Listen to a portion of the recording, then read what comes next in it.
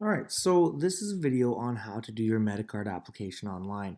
At this stage, you've already completed your coaching call and you know exactly how you want to get started, right? So you're going to know the exact numbers that you're going to need to input here. I'm going to send you an email with this link at the top here. Just click it and you'll end up exactly here. Okay, the email will also have other information that you're going to need as you're going through this application. I'll talk about that as we get there. So let's apply. You're at the page, you go down, okay? You are the applicant, and your language is likely English. Sometimes you're going to be the co-signer, but in most cases, you're the applicant, so leave this as is and click next. About you, so type in about you, right? Your name, actually, I'm just going to do some of these faster. Your last name, your email address, definitely. They're going to want to get a hold of you and send you some information. So definitely keep that in there. Birthday, necessary. Your social insurance number. This is something they're going to need anyways. So I always figure we might as well provide it now. They're going to need to check your credit. So they need it. Okay. Driver's license, don't worry about it. Home phone, don't worry. Day phone, this is whatever number they can reach you at during the day. Okay. That's probably too many. Fax, nope, no one has a fax anymore, so we'll just leave that blank. Your address, okay, we'll do 123 Fake Street. Your city, your province, and your postal code, okay? Residing since, not necessary, but if you do have the information, just put it in there, can't hurt. As well as owner rent. This is, I mean, you know that, so you might as well write it. We'll say we own it and that our monthly payment is $1,000 a month. Now this part is your contribution to the monthly payment, right? So if you're sharing the rent with somebody, like a roommate, type in your contribution to that, as well as if you're sharing a mortgage, you type in your half. Landlord or mortgage company, leave it blank and click next. Okay, so you are a patient at this point.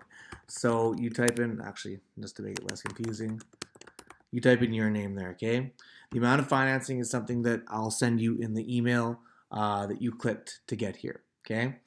We'll say it's just $10,000 to be nice and even. Now, your term is typically going to be 5 years unless you're in a $10,000 plus loan. Then you can do 6 years if you want. It's best, I think, to keep the payments low so you can have more money for ads and stuff like that.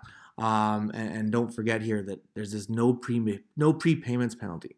So you can pay this off in one big sum and they don't charge you extra for doing it, which is kind of nice. So I think you might as well keep those payments low, okay? Product or service type, I'm going to put this in the email as well. Typically it'll look something like this. We'll make it nice.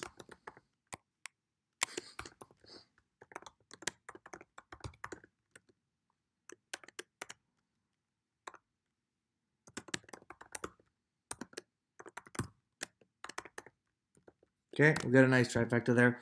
If there's no shipping, I'll always add a no shipping here. But again, you'll just be copy pasting whatever I send you into this. The date that the funds are required is always going to be the next day. So it's April 5th today. We'll go with April 6th. Here we go down to clinic or doctor. We leave that blank. Contact person is going to be me or whoever your coach is that's sending you this video. They're going to provide you their email, or sorry, their phone number, as I will in the email as well. For now, we'll just do this. Again, I don't have a fax, so we'll skip that. Next, your job is going to go here. Your employer, right? Obvious stuff. Don't worry about the contact person or the business phone. Employee since, if you know it, definitely put it in there. If you don't, don't worry too much about it. Full-time or part-time, though, that's stuff that you need to put in. Gross monthly income, that is going to be approximate. Okay, you don't have to know the exact numbers because they're going to need a copy of one of your pay stubs anyways. So for now, we'll just make it like this. Gross is the biggest one. Let's do 36. That is going to be the smaller after all the deductions and stuff like that, right? Before taxes, after taxes. Other income, so let's say you have a rental suite or a second job, you're going to put that in here. So we'll go with suite for now.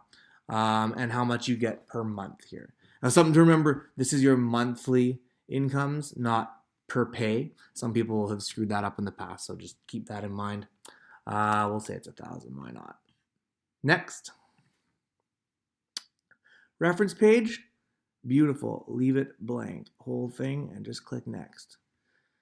How did you hear about us? Put in provider referral here. Don't worry about that. You can leave it blank as well as that one and push next.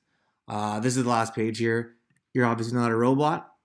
And click yes, you have read the terms and conditions. They're going to email you these anyways, so have a read of those when you get them. For now, you just submit your application. I'm not going to do it in this video because it'll kind of screw things up a little bit, but when you click that page, you're going to get, I think it's called a reference number. Write that down, and there's also going to be a phone number to contact them. Now, if you're calling, or if you've done this application during the daytime, before 6 p.m. Eastern, I believe is the time, then call them within like 20 minutes after you do this. If not, just call them the next day. Just ask them if they received your application. And what that kind of does is that gets you to skip the line a bit, and they've already got you on the phone, so they'll ask you some information right there. We want to get this going as fast as possible, so that tends to be a pretty good way to go. Either way, you are going to want to phone them if they don't phone you within, I think it's 24 hours. Now, that is basically it. At this point, it's between you and Medicard. Typically 2 days, I've found, is how long it takes for them to either approve or deny you. If they approve you, they'll just give you verbal confirmation that they've sent the funds to an AGIC. You're going to have to sign a contract with Medicard, obviously, but if you get denied, they'll just deny you and tell you that. And if you need a co-signer, they're going to tell you that too. Sometimes they don't keep me informed of what's going on, which they should, but they don't. So just let me know. Whatever happens, and we can work with that. Okay, good luck, and see ya.